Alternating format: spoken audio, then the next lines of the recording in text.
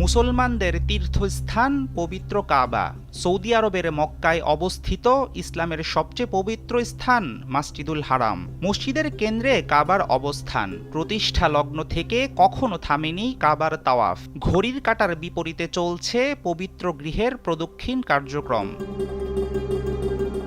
কাবা অভ্যন্তরে প্রবেশের সুযোগ অত্যন্ত বিরল। আনুষ্ঠানিক পরিচ্ছন্নতার জন্য বছরে মাত্র 2 বার খোলা হয় পবিত্র ঘরের দরজা। কেমন দেখতে ভেতরের দৃশ্য সেটি নিয়ে তাই আগ্রহের কমতি নেই। চলুন দেখে নেওয়া যাক কাবার দুর্লভ কিছু চিত্র। কালো রঙের পর্দায় ঢাকা থাকে পবিত্র কাবার ইমারত। উপরের আচ্ছাদন বা গিলাফকে বলা হয় কিসওয়া। একটি কিসওয়া তৈরিতে প্রয়োজন পড়ে 670 কেজি রেশম ও 15 কেজি স্বর্ণ। কিসওয়াতে ব্যবহৃত সিল্ক আসে ইতালি থেকে। জার্মানি থেকে আনা হয় সোনা রূপার প্রলেপ দেয়া সুতা। মোট খরচ 50 কোটি টাকার বেশি। নির্মাণের সময় কাবার কোনো দরজা ছিল না। 1977 সালে ক্ষমতায় ছিলেন বাদশাহ খালিদ বিন আব্দুল আজিজ। তার আদেশে তৈরি হয় কাবা শরীফের বর্তমান দরজা। 10 সেন্টিমিটার পুরুত্বের বিশ্বের সবচেয়ে দামি কাঠে তৈরি দরজায় ব্যবহার হয়েছে 280 কেজি খাঁটি সোনা। খোদিত আছে পবিত্র কোরআনের বিভিন্ন আয়াত। ইসলাম পূর্ব যুগ থেকে একই পরিবারের সদস্যরা পালন করে আসছেন কাবার চাবি বহনের গুরুদায়িত্ব।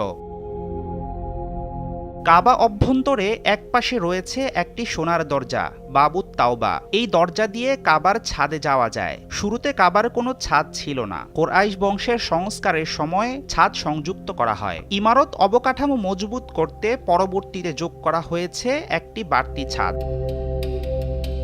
কাবার ভেতরে রয়েছে আব্দুল্লাহ বিন জুবাইর রাদিয়াল্লাহু আনহুর স্থাপিত 3টি স্তম্ভ।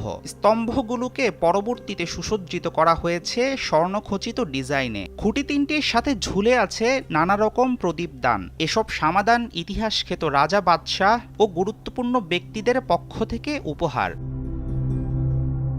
সবুজ এবং সাদা মার্বেল পাথরে আবৃত কাবা ঘরের ভেতরের দেয়াল। রয়েছে সুগন্ধি রাখার একটি বহুমূল্য বাক্স। দেয়ালে আছে বিভিন্ন সময়ে কাবা সংস্কারে বাদশাহদের ভূমিকা ও কাজের ফিরিস্তি।